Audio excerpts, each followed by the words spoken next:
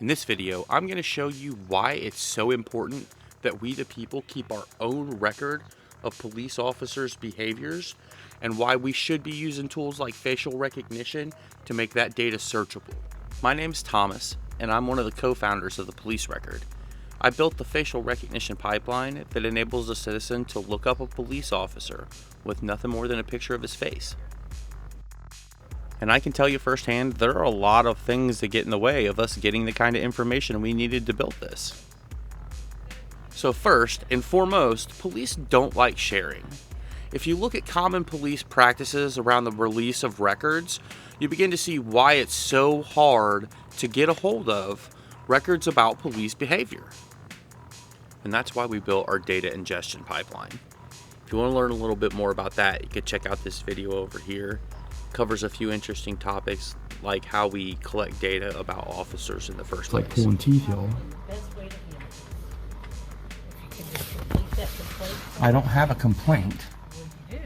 No. And so when you finish completing the complaint form, you want to make sure and put that in. To Mr. Frederick, he's really nice. And empty and But I see, I'm not really trying to make a complaint.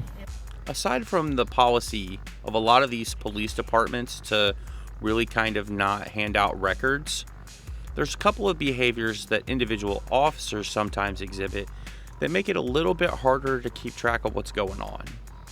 So sometimes we'll see an officer that likes to move from department to department to department, and sometimes that's in the face of controversy.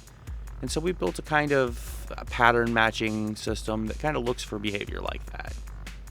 And then there's an issue with officers not wanting to tell the citizens who they are. And that's where we started using facial recognition. And since the police have found out about us, we've seen a lot more use of masks to cover police faces while they're out doing their jobs, or police officer faces being redacted in bodycam footage. And this behavior has really kind of forced us to come up with a few, shall we say, creative solutions. One of them is our police detecting camera.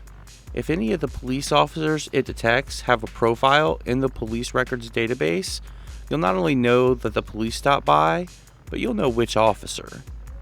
But if they don't have a profile, we'll use this interaction to add them to the system so that next time we'll know exactly who it is. If this sounds like something that you'd want at your house, all you gotta do is check out this video over here.